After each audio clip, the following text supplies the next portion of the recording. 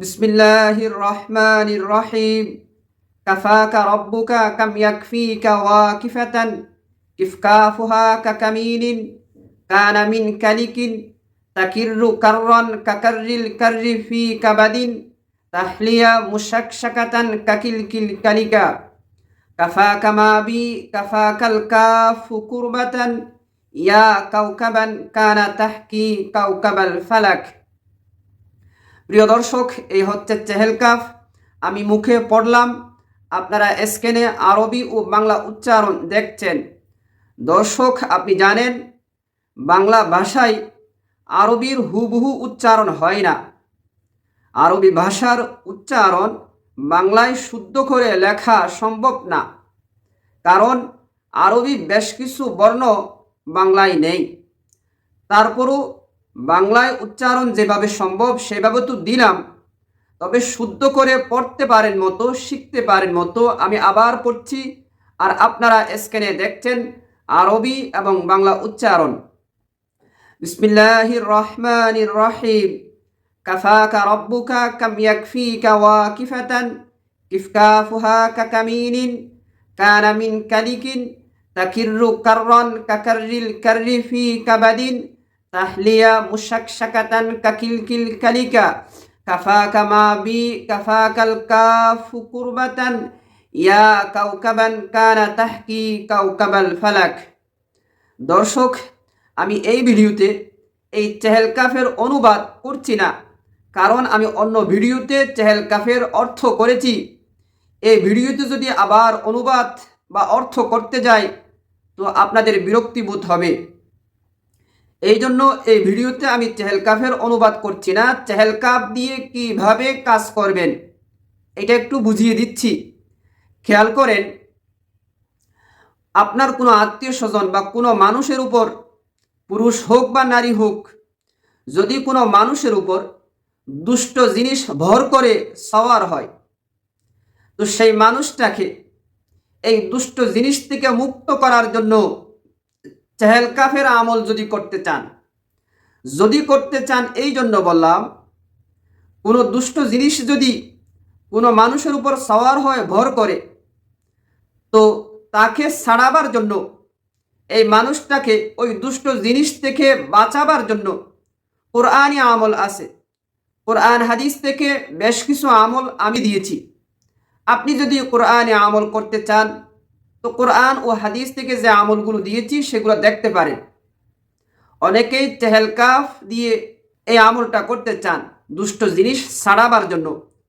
তো যারা করতে চান তারা যেহেতু জানার ইচ্ছে রাখেন, তাদেরকে জানান দেওয়ার জন্যই বলছি। যদি আপনি চেহেল কাফ দিয়ে কাজ করতে চান তো এইভাবে করবেন।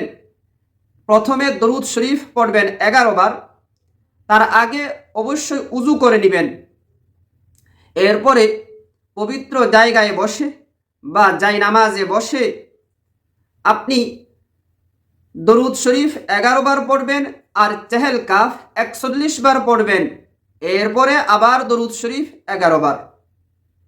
এরপরে আপনি ফুঁক দিবেন 4টা জিনিসে। 4 জিনিস প্রথমেই সংগ্রহ করে নেবেন। 1 নাম্বার পানির বোতল, 2 নাম্বার তেলের বোতল, 3 নাম্বার কিছু লবণ, খাবারের লবণ, 4 নাম্বার আগরবাতি। তো এই 4 জিনিস আলাদা আলাদাভাবে পড়তে হবে না। 4 জিনিস যদি আপনি আলাদা আলাদা পড়তে যান তো কষ্ট হবে, সময় অনেক বেশি লাগবে। আপনি পড়বেন একবার, দরুদ শরীফ 11 বার পড়লেন, চেহেল কাফ 41 বার টানা পড়লেন, এরপরে আবার দরুদ শরীফ 11 বার পড়লেন। বাস, এবার ওই 4 জিনিসে ফুঁক দিয়ে দিবেন। পানির বোতলে ফুঁক দিবেন, তেলের বোতলে ফুঁক দিবেন, খাবারের যে লবণ নিলেন, কিছু খাবারের লবণ, সেই লবণে ফুঁক দিলেন, এরপরে আগরবাতিতে ফুঁক দিলেন। এবার ব্যবহার বিধি, রুগীকে ওই পানি পান করাবেন দিনে 4 বার, সকালে আর দুপুরে মানে 12টার দিকে, এবং সন্ধ্যায় অর্থাৎ মাগরিবের দিকে, এবং রাত্রে শোয়ার আগে। তো পানির বোতল থেকে রোগী পানি পান করবে মোট দিনে 4 বার, সকাল, দুপুর, সন্ধ্যা আর রাত্রে শোয়ার আগে। এবার আসেন তেল।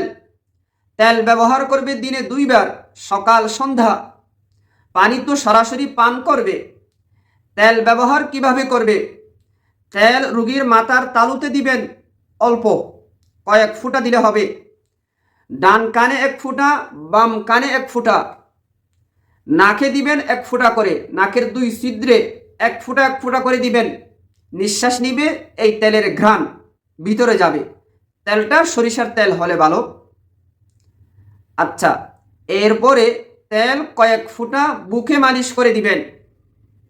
মোট কথা তেল দিবেন 4 জায়গায়, মাথার তালুতে, কানে, এই কানে 2 কানে 1 ফুটা করে, 2 নাকে, নাকের 2 ছিদ্রে 1 ফুটা করে, আর বুকে।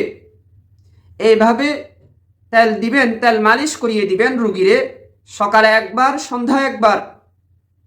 আর যে খাবারের লবণ, লবণ আলাদাভাবে খেতে হবে না, লবণ খাবারের সাথে দিয়ে খাবে। রান্না করা খাবার রান্নার সময় দিয়ে দিলেও হলো। খাবারের লবণ দিয়ে খাবার খাবে দিনে 3 বার, সকাল, দুপুর, রাত্রে। এরপরে আসেন আগরবাতি। রুগীর আশপাশে একটা আগরবাতি জ্বালিয়ে দিবেন, যার ধোঁয়া রুগীর নাকে যায় এবং রুগীর আশপাশে রুমে সেই ধোঁয়া থাকবে।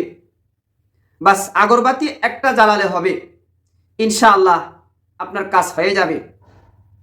কতদিন করবেন? 3 দিন বা 7 দিন পর্যন্ত করলে ইনশাআল্লাহ সফল হবেন। দর্শক, আমি আপনার উপকার করার চেষ্টা করছি। যদি ভালো লাগে লাইক তো দিবেন, তবে আমি চাই একটু দোয়া করবেন আমার জন্য। আর আমিও দোয়া করছি দর্শক, আল্লাহ আপনার মনের বৈধ উদ্দেশ্য পূর্ণ করুক। আপনি বলুন আমিন।